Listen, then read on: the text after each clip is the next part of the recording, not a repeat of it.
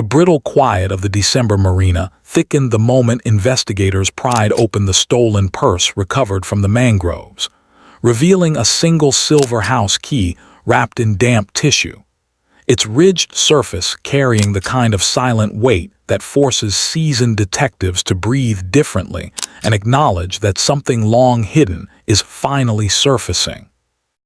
If you like stories like this, make sure to subscribe and like the video. The winter of 1989 had not brought snow to Miami, but it carried a different kind of cold. It settled in the form of unanswered questions, police reports spread across desks, and the quiet ache of a family whose daughter had vanished during the festive season when most households were trimming trees and stringing lights.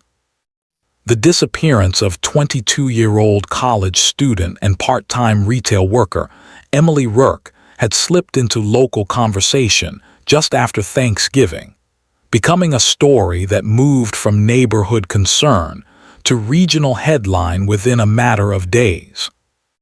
For older residents, particularly men who had spent decades building their lives in Florida and understood the unchanging routines of coastal living, her case struck a familiar chord, one of community guardianship and the unsettling reminder that sometimes, even in well-known places, people could vanish without a sound.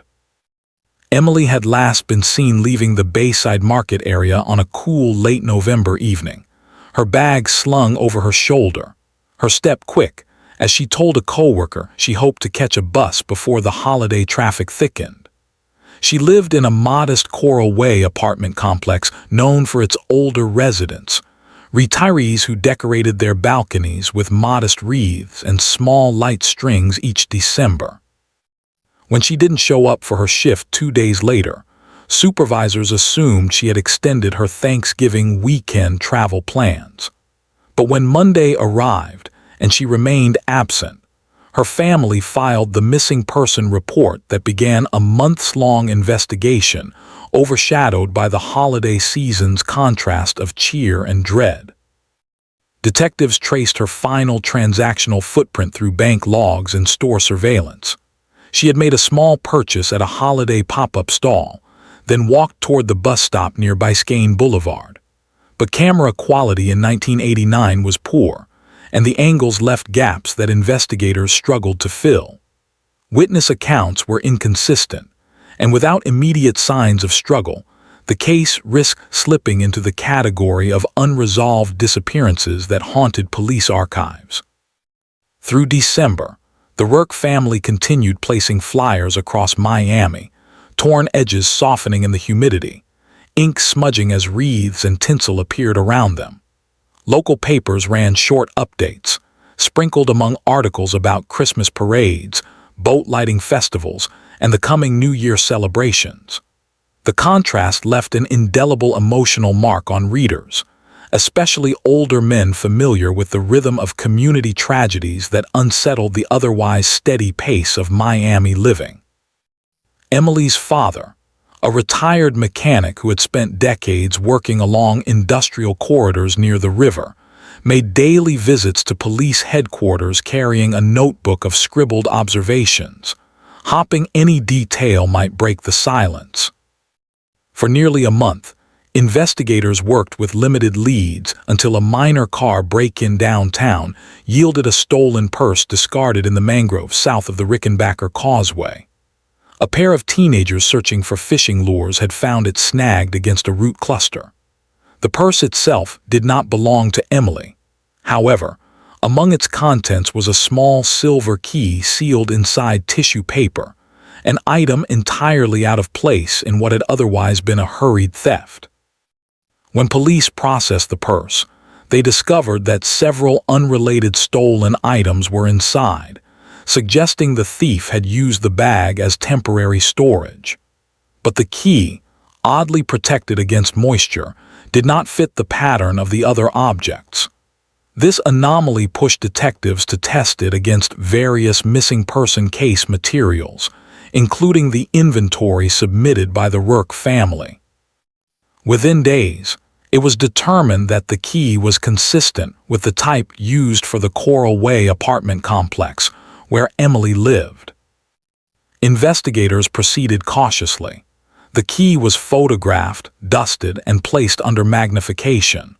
Although fingerprints were incomplete due to water exposure, partial ridge traces hinted at more than one handler. Detectives treated the key as a potential pivot point in the investigation. If it was indeed Emily, then someone had removed it from her possession and stored it separately from her missing purse. That detail alone signaled premeditation, or at least an attempt to distance specific items from the primary disappearance. By early December, detectives visited Emily's apartment unit again, this time with renewed purpose. Older tenants who had known her only in passing offered recollections framed against their own seasonal routines, who had traveled for Thanksgiving, which neighbors had put up lights early, who had left town to visit grandchildren. Their memories, though fragmented, provided time markers investigators previously lacked. A retired postal worker recalled seeing Emily check her mailbox the day before she vanished. Another resident remembered a dark sedan idling near the entrance around the same time. These details were logged, cross-referenced, and inserted into a growing timeline chart pinned across a long corkboard in the homicide office. Progress, however, remained slow. The weeks between Thanksgiving and Christmas were filled with a mixture of false leads, routine public inquiries, and the painstaking review of call logs. Yet the recovered key kept resurfacing in investigative discussions.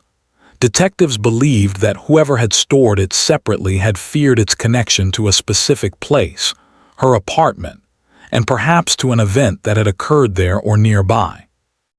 Mid-December brought an unexpected development. Crime analysts reviewing older burglary reports identified a pattern of vehicle break-ins occurring along waterfront parking lots.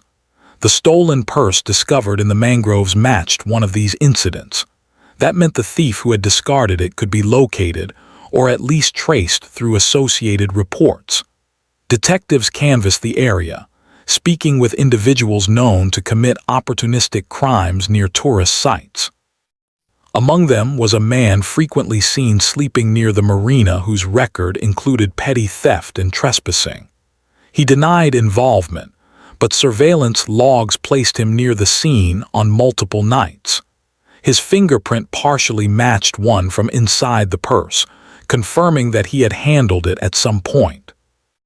However, when questioned about the key, he expressed confusion, explaining that he often rummaged through discarded bags to find anything of value, tossing aside what he couldn't use.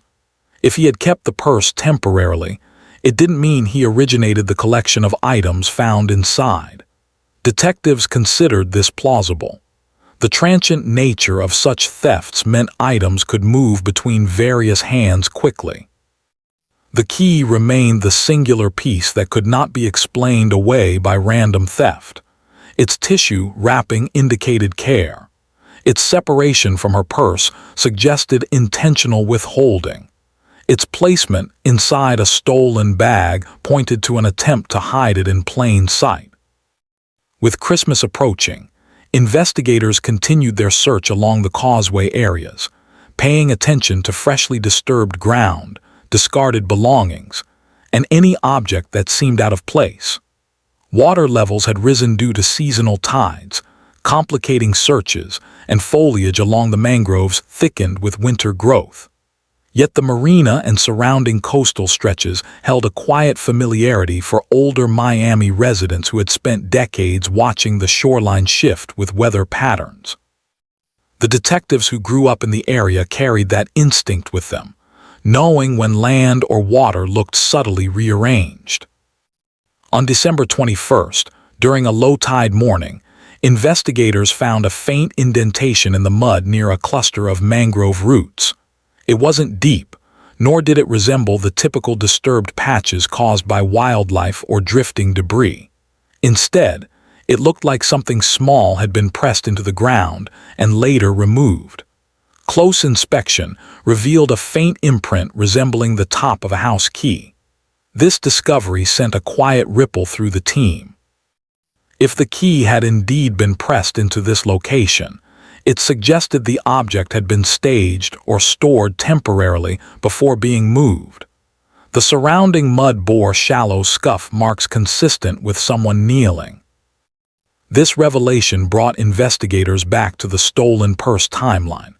The purse had been found near this same patch of roots. If the key imprint was real, and not a misinterpretation, then someone had handled the key at the exact location the purse was discarded. That meant whoever was involved in Emily's disappearance had returned to the site weeks later or had used the spot shortly after her vanishing. The forensic unit photographed the imprint and collected soil samples, but the natural environment had already begun erasing clues. Still, the discovery tightened the investigative perimeter. Detectives started cross-checking individuals with known routines along the Rickenbacker shoreline: maintenance workers, marina employees, frequent fishermen, and residents who used the area for jogging or cycling. Through systematic interviews, a clearer picture of daily activity emerged, revealing who belonged in the area and who did not. One name began to surface repeatedly: a former maintenance contractor who had recently stopped working after a series of disputes with marina management. He was described as unpredictable, occasionally confrontational, and known for taking side jobs in various residential complexes, including areas near Coral Way. Investigators recognized the importance of this overlap. As Christmas Eve approached, the steady hum of city celebration contrasted sharply with the quiet persistence of the investigative team. The case remained unsolved, but momentum was building. The recovered key, its silent message, its hidden placement, its unexpected reappearance, continued guiding detectives toward a truth that had eluded them for nearly a month.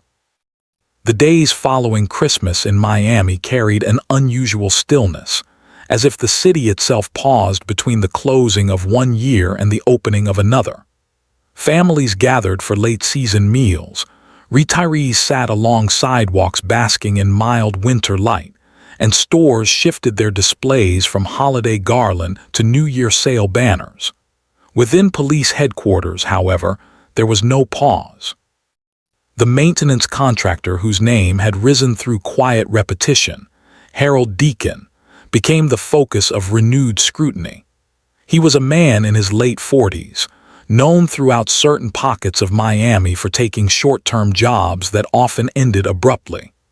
Some employers described him as hardworking when sober, volatile when not, and capable of disappearing for weeks at a time without explanation. Investigators examined his work logs, tracing his presence near the marina, and more importantly, his previous maintenance tasks within the Coral Way residential corridor. Detectives retrieved archived service orders and found his name on a repair request from Emily's apartment complex dated just 3 months before her disappearance. The order involved lock maintenance on several units, though not explicitly hers. Still, this connection marked him as someone familiar with the building's layout, the tenants' routines, and possibly the nature of their locks. Investigators were cautious not to jump to conclusions, but they recognized the growing convergence of details around Deacon's movements. With this new thread, detectives expanded their timeline reconstruction. They charted the days leading up to Emily's disappearance, noting when Deacon had last been seen working near the marina and when he had reportedly ended his employment there. Residents recalled his truck parked irregularly along the seawall, sometimes arriving before dawn or lingering after dark. A marina clerk mentioned seeing him unloading equipment on evenings when he was no longer scheduled to work. Although none of these behaviors were criminal on their own, they aligned with the investigative need to understand who moved through the area where the stolen purse and the mysterious key were found. Forensic analysts continued testing the key for biological traces, though the saltwater exposure had erased most viable samples. Chemical residue analysis revealed a faint trace of machine oil, a compound often found on tools and hardware stored in maintenance kits. This detail, though subtle, matched what investigators knew about Deacon's line of work, yet they needed more than circumstantial alignment. A solved case required evidence durable enough to withstand legal scrutiny, and they were not prepared to mistake correlation for proof.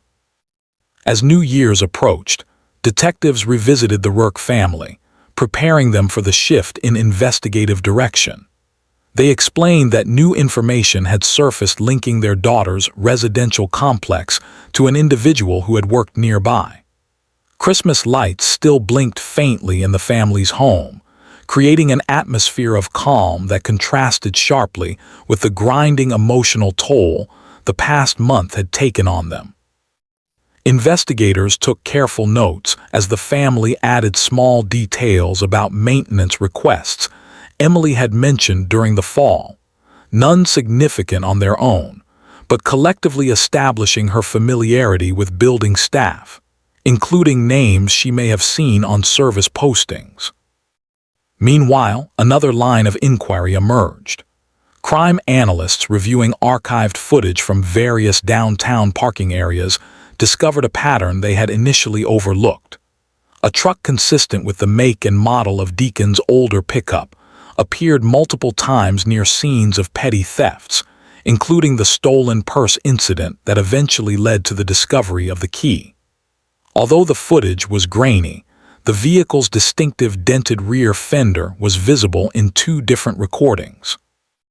Investigators compared these images with DMV records, confirming Deacon owned a similar truck. The possibility that he had been present at multiple theft locations provided investigators with a broader behavioral profile, one that suggested opportunistic crime and familiarity with areas where personal belongings might be discarded. Detectives tracked Deacon's known associates, focusing on individuals who frequented the marina and surrounding corridors during the months of Emily's disappearance. They located a former coworker who recalled Deacon abruptly quitting after an argument with marina staff in late November.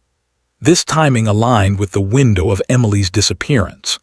The coworker described Deacon spending long periods sitting in his truck staring toward the causeway, sometimes talking to himself, sometimes packing the shoreline. Again, these observations did not prove involvement, but they added to the constellation of behaviors that warranted deeper investigation. As pressure increased, detectives attempted to bring Deacon in for questioning, only to discover he had not been seen in his last known residence for more than 2 weeks. Neighbors stated he had packed several bags into his truck shortly after Christmas and left before sunrise. This disappearance did not constitute guilt, but it raised the stakes. Investigators feared losing momentum if they could not locate him quickly. A search for Deacon's truck began across multiple counties. Patrol units were instructed to watch for its license plate, and regional bulletins were distributed. It was ultimately a highway patrol officer in Palm Beach County who spotted a vehicle matching the description parked behind an abandoned citrus stand. The officer approached, noting the driver's seat was empty, the door slightly ajar, and the interior filled with scattered tools. Detectives were notified, and within hours, a coordinated search began in the area around the stand. What they found was not Deacon but a trail suggesting hurried movement. Footprints led into a patch of dense palmettos, but they faded quickly. Investigators concluded he had abandoned the vehicle intentionally, possibly aware of surveillance or anticipating police attention. The truck was towed and processed. Inside, they found several items: outdated marina access badges, a stack of residential maintenance invoices, and a small metal box containing various keys. None matched Emily. Yet the presence of so many unused or unreturned keys painted a concerning picture of someone accustomed to accessing residential spaces beyond the limits of his employment. Back in Miami, detectives reviewed the original maintenance order from Emily's complex. It included a notation indicating a lock cylinder replacement for another unit had been postponed. Service logs revealed Deacon had signed off on partial completion. This raised the possibility he may have accessed multiple units during that period. Detectives interviewed the complex manager, who confirmed that Deacon had free access to storage rooms and spare keys during his tenure.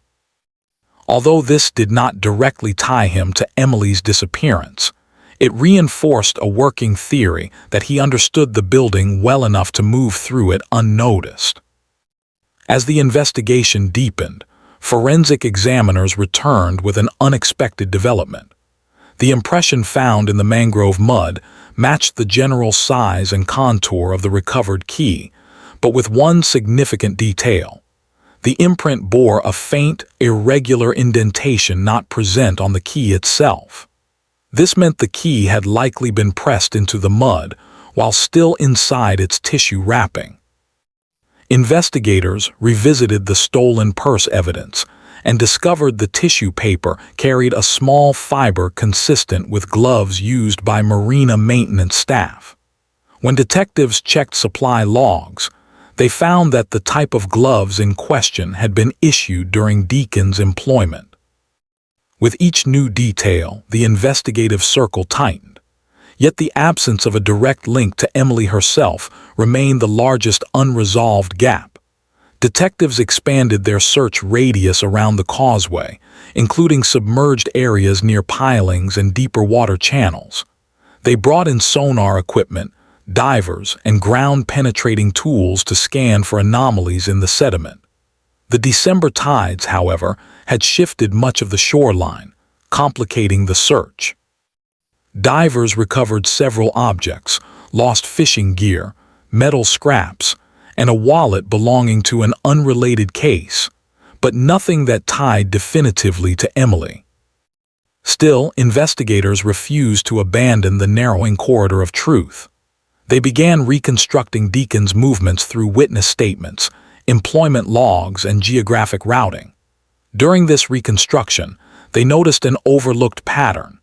Deacon often took side work repairing holiday displays in commercial districts. One such district, located between Emily's workplace and the bus stop she used, became a point of renewed interest. Investigators canvassed the area, speaking with store owners who remembered the season's installations. A local shopkeeper recalled seeing Deacon in the area on the evening of Emily's disappearance. He had been loading materials into his truck under dim lighting near a service alley. The shopkeeper remembered the date because it was the same evening their holiday shipment had arrived late, forcing staff to work longer than expected. Detectives returned to the alley and inspected its layout. They considered the timing of Emily's last known location and the proximity to Deacon's reported presence. If she had walked past the alley on her usual route, the opportunity for an encounter was plausible. No physical evidence remained after a month of weathering and daily use, but the alignment of time and location further strengthened the investigative hypothesis. Pressure mounted as New Year's approached. For the Rourke family, the season's emotional contrast deepened. Decorations remained in place, but their significance had faded. For investigators, the symbolic transition into a new year carried a different weight. The need to convert growing circumstantial evidence into a pathway leading toward resolution. As January dawned, a new lead emerged. Detectives located a former roommate of Deacon who had moved to a rural area northwest of Miami. He revealed that Deacon occasionally stored items in a makeshift shed behind a relative's property. The shed, he explained, was used for leftover project materials and personal belongings Deacon did not want to keep in his truck. Investigators obtained permission from the property owner to search it. Inside, they found piles of discarded hardware, rusted tools, worn work gloves, and a box of unmarked keys similar to those found in Deacon's abandoned truck. One item, however, drew immediate attention: a small notebook filled with lists of maintenance jobs, dates, and cryptic annotations referencing various addresses. Among them was an entry dated 1 week before Emily's disappearance, listing the Coral Way complex, along with a series of abbreviated notes investigators could not immediately interpret. The presence of this notebook finally connected Deacon directly to the timeline surrounding Emily's movements. Although the case was still far from resolution, investigators felt the shift decisively. The key found in a stolen purse had begun revealing the silent architecture of a crime that had seemed, for weeks, impenetrable. January brought a mild chill to Miami, the kind that settled quietly in shaded streets while leaving the sunlit avenues untouched. For investigators, the shift in weather echoed the tightening focus of their case. The shed where Harold Deacon had stored discarded hardware and notebooks became the centerpiece of the next investigative phase. Detectives cataloged every item, noting patterns in the way he organized materials. Multiple sets of keys, some labeled with addresses, others left unmarked, filled 2 large evidence boxes. The notebook, however, remained the most compelling discovery. Its handwritten lists, though cryptic, reflected chronological movement through neighborhoods where Deacon had taken temporary jobs. Several entries bore shorthand notations matching the Coral Way region, including a date just days before Emily Rourke's disappearance. Investigators turned the notebook over to analysts who specialized in behavioral pattern reconstruction. Their goal was to determine whether Deacon had kept the lists for professional purposes, or if they documented something beyond routine work. The analysts noted that the Coral Way entries contained symbols inconsistent with the rest, marks suggesting personal reminders rather than job tasks. The dates circled beside these symbols aligned directly with the period Emily was last seen. Though the meaning of the symbols remained unclear, the significance of their timing could not be dismissed. Simultaneously, detectives continued mapping the geography of the investigation. They emphasized the corridor between Emily's workplace and the service alley where Deacon had been seen that evening. The area, bustling during daytime hours, transformed into a quieter stretch after dusk, with only scattered holiday lights illuminating the sidewalks in late November. Investigators revisited store owners and employees who had mentioned working late that night due to delayed shipments. None recalled witnessing a confrontation or unusual activity, but several remembered seeing Deacon's truck near the alley. Still, no one could place Emily definitively within that block at the precise time. The absence of direct visual confirmation frustrated the team, yet they pressed forward by examining contextual probability. They reconstructed her typical route, considering her goal of catching the bus before holiday traffic increased. Mapping software allowed them to recreate approximate distances and time intervals. Given the time stamp of her last known purchase, the bus schedule she relied on, and the congestion patterns of the season, investigators concluded she would likely have passed the alley shortly before the time Deacon was observed loading materials into his truck. Back at headquarters, detectives continued combing through Deacon's abandoned vehicle. Forensic examiners had removed every item from the truck bed and interior, looking for biological traces or fibers matching those collected from Emily's apartment. While no definitive DNA surfaced, they identified one notable piece of evidence: a fragment of fabric caught in the hinge of a toolbox. The fabric was too degraded for complete classification, but early analysis suggested it came from a cotton blend consistent with everyday clothing. Investigators logged the detail carefully, recognizing that while it did not prove direct connection to Emily, it reinforced the larger pattern of unexplained items within Deacon's possession.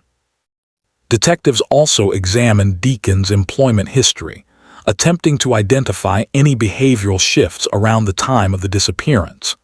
Records showed an abrupt decline in job reliability, with multiple missed shifts and conflicts reported by supervisors. Marina staff noted that he seemed increasingly withdrawn in the weeks surrounding Thanksgiving, often lingering in areas where he had no assigned tasks. His behavior, according to coworkers, oscillated between abrupt intensity and extended silence. This pattern, though not conclusive evidence of criminal activity, raised investigators' concern that something had disrupted Deacon's routine during this period. The key that initiated the deeper phase of the investigation remained central. Analysts compared its wear patterns with standard usage marks, concluding it had been removed from regular service shortly before being wrapped in tissue. This suggested an intentional effort to set it aside, likely around the time Emily vanished. Investigators theorized that the key's separation from her belongings indicated an attempt to obscure access to her residence, perhaps to prevent discovery of a connection to the crime. They knew that any suspect with access to residential units could exploit opportunities unnoticed by neighbors, particularly in complexes where maintenance staff frequently came and went. Meanwhile, divers expanded their search along the mangrove perimeter, motivated by the idea that additional items connected to the case might have been discarded near the site where the purse was found. Winter tides had shifted sediment layers, making underwater visibility poor, yet the divers persisted. Days of effort yielded little: rusted metal fragments, bottle caps, and lost fishing equipment, until one diver surfaced with a waterlogged leather strap. The strap appeared to be from a wristwatch, and although heavily degraded, investigators submitted it for preservation. It would take time before analysts could determine whether it held any connection to the case. Despite the setbacks, momentum continued to build as detectives mapped Deacon's final movements before abandoning his truck. Witness reports placed him moving northward, stopping briefly at multiple gas stations. Credit card logs showed no activity under his name, suggesting he relied on cash or barter. Investigators broadened the search by contacting state agencies and checking for any identification he might have used for temporary lodging. None appeared. His disappearance seemed carefully planned, though not expertly executed. He left behind tools, paperwork, and belongings, an unusual choice for someone attempting to evade law enforcement. Detectives turned again to the Rourke family, updating them on developments and preparing them for difficult possibilities. Emily's father listened quietly during each briefing, showing the stoic resilience characteristic of older men who had seen decades of change within their community and learned to measure hope and realism in equal measure. The family provided investigators with additional details about Emily's routines, including her preference for taking the same bus each night and her habit of walking briskly past dimly lit areas. These recollections helped refine the timeline further. A week into January, analysts reviewing Deacon's notebook noticed an intriguing pattern. Multiple entries corresponded to dates when maintenance tasks in residential complexes had been logged as incomplete or postponed. The Coral Way notation appeared alongside one such date. Investigators returned to the complex and questioned longtime residents again, this time focusing on access points. A retired couple living across from Emily's unit recalled hearing movement in the hallway late one night near the time she vanished. They had assumed it was maintenance staff addressing seasonal repairs. Although they could not identify the individual, the observation supported the possibility that someone familiar with the building access the unit or surrounding area after dark. Detectives requested a deeper search of building storage spaces previously overlooked due to renovations completed after Emily's disappearance. Maintenance closets, utility rooms, and crawl spaces were examined with fresh urgency. In one storage room behind a sealed panel, investigators found a small collection of discarded maintenance supplies. Among them lay an old, dust-covered clipboard containing several work orders from earlier in the year. Most listed mundane repairs, but one sheet carried the same cryptic symbols found in Deacon's notebook. The presence of those symbols in a building he had previously serviced marked the first physical link tying his personal notes to a location central to the case. This development spurred investigators to re-examine Deacon's known psychology. Behavioral specialists noted his tendency toward disorganization paired with ritualistic habits, collecting keys, storing tools in multiple locations, recording symbols whose meaning only he understood. Such patterns suggested an individual who operated in cycles of control and chaos, documenting some activities meticulously while neglecting others entirely. As forensic processing continued, detectives reviewed decades' worth of holiday season case files for comparison. They noted that disappearances during the festive period often involved individuals vulnerable to isolation, seasonal travel shifts, or disrupted routines. Emily, however, did not fit these categories neatly. Her disappearance lacked financial motive, personal conflict escalation, or voluntary runaway indicators. This absence reinforced the theory that someone outside her social circles had crossed paths with her in an opportunistic or targeted moment. Then, in mid-January, a call came from a regional pawn shop visited by investigators earlier in the case. A watch matching the degraded strap found near the Mangroves had surfaced in inventory records. The shopkeeper confirmed purchasing the watch weeks earlier from an individual resembling Deacon. The watch had belonged to a young woman, inscribed with initials matching Emily's. This discovery, while not definitive proof of wrongdoing, signaled direct possession of her property after her disappearance. Investigators moved swiftly, submitting the watch for further examination. Trace materials extracted from its clasp included microscopic remnants of soil consistent with sediment near the mangrove search zone. The convergence of these findings placed Deacon in proximity to multiple key elements of the investigation: her residential complex, the service alley, the marina, the discarded purse site, and now, possession of her watch. News of the watch reached the Rourke family with the kind of devastating clarity few families ever truly prepare for. Even without complete answers, they recognized the significance. Detectives, mindful of their emotional state, reassured them that the investigation was entering a decisive phase. Meanwhile, the search for Deacon intensified. Tips trickled in from residents reporting sightings in small towns north of Miami.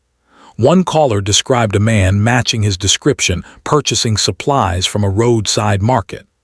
Another claimed he had seen someone sleeping behind an abandoned gas station structure. Patrol units investigated each report, but Deacon remained elusive, always a step ahead or already gone by the time officers arrived. February approached, bringing with it a shift in both weather and investigative urgency. Detectives recognized that the longer Deacon remained missing, the harder it would become to locate him. They expanded their reach, involving federal units to monitor transit hubs and bus stations. Analysts traced patterns in his historical movements, predicting where he might seek temporary refuge. They focused on areas offering seclusion yet proximity to roads leading out of state. Then a breakthrough arrived from an unexpected direction. A maintenance worker at a rural campground called authorities to report a man living intermittently in an unused storage shed on the property. The description matched Deacon. Detectives arrived swiftly, searching the shed with quiet precision. Though he was not present, they found more of his belongings: worn clothing, empty food containers, and a torn page from his notebook. The page bore a single notation: an address in Miami, followed by a date that predated Emily's disappearance by 2 days. Investigators recognized the address immediately. It belonged to a small commercial building 1 block from the alley Deacon had been seen loading materials into. With this new anchor point, detectives began reconstructing the days leading up to the disappearance with greater precision.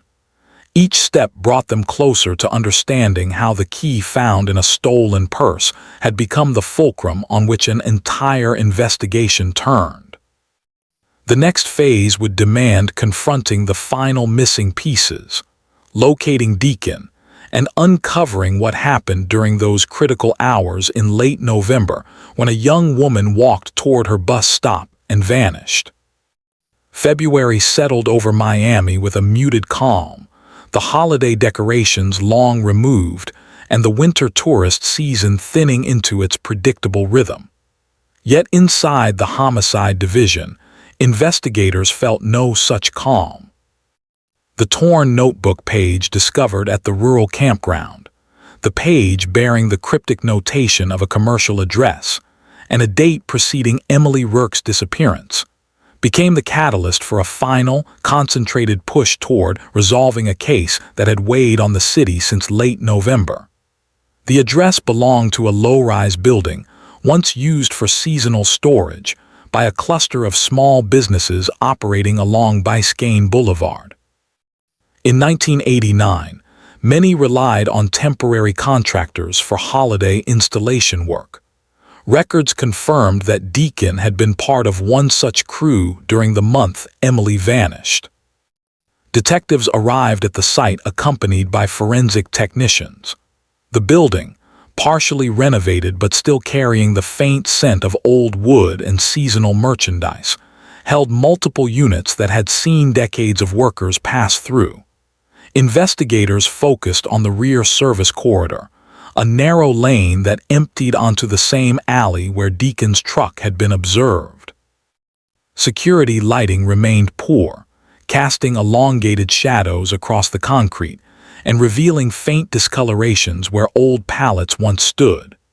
Technicians swept the area with luminol alternatives favored for outdoor surfaces.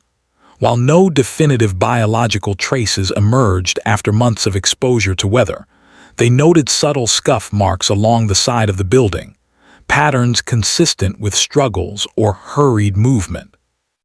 These marks, although degraded, aligned with the theory that the alley served as a point of intersection between Deacon and Emily. Inside the building, investigators searched a storage loft accessible by a narrow staircase. Boxes filled with outdated promotional materials, holiday hardware, and unused decorations had accumulated over time. Technicians cataloged the contents meticulously. In a corner, beneath a tarp that had not been moved in years, they found a small pile of items that seemed out of place: a partially rusted flashlight, a work glove matching the Marina-issued brand, and a frayed piece of cloth resembling the lining of a purse pocket. Analysts later determined the fabric's weave was identical to the material used in the purse discovered in the mangroves, suggesting the item may have passed through this space before ultimately being relocated and discarded. Though this evidence did not conclusively prove a crime took place in the building, it established a tangible link between Deacon's workspace and the disappearance timeline. Investigators returned to cross-referencing his known movements during the days surrounding Thanksgiving. They discovered that Deacon had signed in for a maintenance shift the morning of Emily's disappearance, then left unexpectedly before noon. He did not return for his scheduled evening work, but was later seen near the service alley after dark. These inconsistencies, combined with the discovery of Emily's watch in the pawn shop, reinforced the mounting conclusion that Deacon had interacted with her directly. Meanwhile, the search for Deacon intensified. Authorities distributed updated bulletins throughout small towns and rural spaces across South Florida. By late February, tips began to cluster around the northern edge of the Everglades, where transient camps occasionally formed near fishing routes and abandoned structures. The landscape there was unforgiving: flattened grasses, shifting water levels, and dense clusters of trees forming natural barriers. A small team of investigators entered the region, moving slowly through areas where footprints or campsite remnants suggested recent human activity. They eventually located an improvised shelter assembled from broken pallets and a torn blue tarp, evidence of recent habitation. Ashes in a small fire ring, a half-empty can of food, a worn thermos, indicated that Deacon had lived there, at least intermittently. But he had moved on again before their arrival. Still, the shelter provided another critical discovery: a metal tin containing loose change, a medallion common among marina workers, and a small, water-stained paper fragment bearing the same shorthand symbols found in Deacon's notebook. This repetition signaled a consistent pattern in his recording habits and tied the Everglades shelter to the broader investigation. Investigators determined that Deacon was moving with no permanent direction, relying on familiarity with isolated areas to evade detection. His trail revealed a man disconnected from routine, drifting between abandoned spaces and avoiding populated areas. Behavioral analysts predicted he would eventually seek refuge in a location offering both cover and access to water, a combination common among individuals accustomed to marina environments. This prediction proved decisive. In early March, a fishing guide reported seeing an unfamiliar man near an aging boathouse south of the Rickenbacker Causeway. The man appeared disheveled, carrying a pack and moving cautiously along the shoreline. The guide recognized him from a news bulletin and contacted authorities. Detectives converged on the area with quiet coordination. They approached the boathouse, its wooden frame weathered by decades of salt air. Inside, they found Deacon seated on an overturned bucket, staring at the floor as though waiting for an inevitability he had delayed for months. He offered no resistance when taken into custody. At headquarters, investigators began a methodical interview process.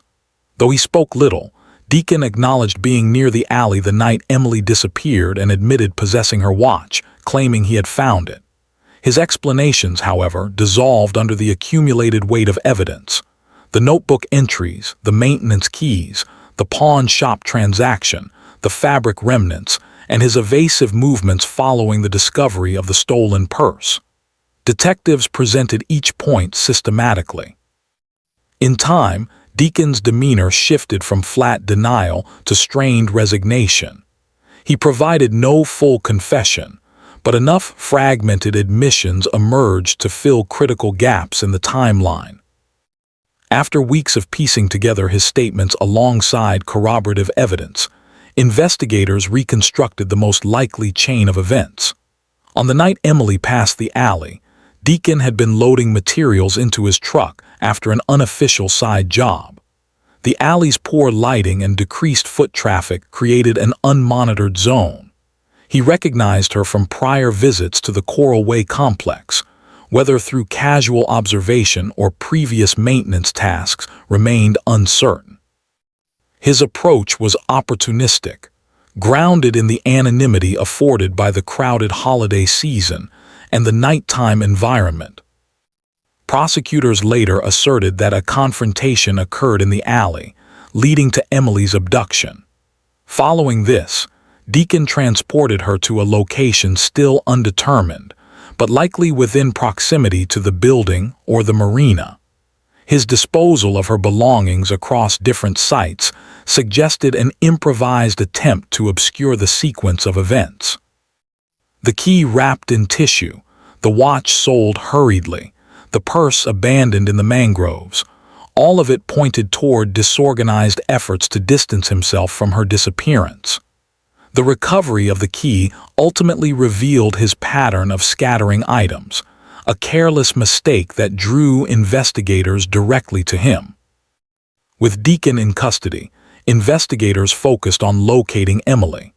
Search teams returned to areas previously scanned, this time with detailed parameters informed by Deacon's partial statements and behavioral tendencies.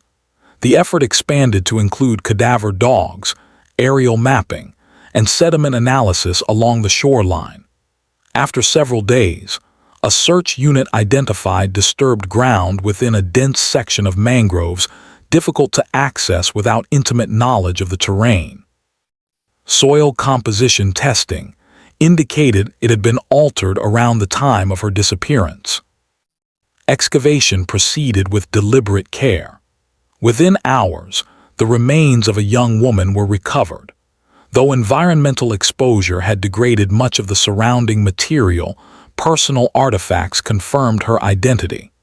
The discovery brought an end to the physical search and initiated a separate phase of forensic analysis, which supported the investigative timeline without revealing any unnecessary or graphic details. The Rourke family was notified, receiving the news with the quiet strength they had maintained throughout the investigation. The proximity of the recovery site to the area where the key was discovered underscored the significance of the object that had first rekindled hope for progress. Legal proceedings began swiftly. Deacon was charged with multiple offenses, including felony murder, unlawful confinement, and evidence tampering. Prosecutors combined forensic results with the extensive circumstantial record assembled over months. While Deacon continued to withhold a clear narrative, his fragmented statements, movements, possession of Emily's belongings, and forensic associations formed a cohesive case. In the summer of 1990, he was convicted on all major counts. Sentencing was delivered with procedural solemnity, life imprisonment without the possibility of parole. Following the verdict, Miami's local press reflected on how a single overlooked object had changed the trajectory of a cold case. Articles revisited the discovery of the purse, the preserved key, and the patient, methodical work of investigators who had followed the evidence with discipline rather than speculation. Older readers, many of whom had lived in Miami long enough to witness decades of cases rising and falling through the justice system, remarked on the quiet precision that ultimately brought closure. In small communities along Coral Way, holiday decorations in subsequent years occasionally included ribbons tied discreetly around lampposts in memory of Emily, not as a spectacle, but as a gesture of shared acknowledgement. The lead investigators preserved their files with meticulous care, knowing future cases might benefit from the procedural lessons learned. The key, once wrapped in tissue and forgotten in a stolen purse, was cataloged and stored in the evidence archive with full documentation. Though unremarkable in appearance, it symbolized the way small details could bridge gaps that initially seemed insurmountable. In the months following the trial, the Rourke family sought to honor Emily through charitable work supporting young women in Miami's educational programs. They did so quietly, in keeping with the reserved dignity they had shown throughout the investigation. Her father, who had arrived at the police station nearly every day during the first weeks of her disappearance, later spoke at a closed community meeting about the importance of perseverance in the face of uncertainty. The detectives involved transition to new cases, yet each carried the memory of how winter tides, worn notebooks, discarded keys, and persistence converged to unveil truth. The resolution of the case deepened their appreciation for methodical investigation, reminding them that solutions often emerged from overlooked corners of routine environments. The mangroves, the storage units, the service alleys forgotten once the holiday lights dimmed. As Miami continued its seasonal cycles, The story faded from headlines but remained in the institutional memory of law enforcement, a testament to the time, patience, and unwavering attention needed to bring a lost person home. The city, shaped by decades of growth and change, absorbed the case into its long archive of solved tragedies. And for those who lived through that winter in 1989, the quiet realization endured. Sometimes justice is not found in dramatic revelations, but in steady hands following the smallest of clues, a key wrapped in tissue, waiting for someone patient enough to see what it meant.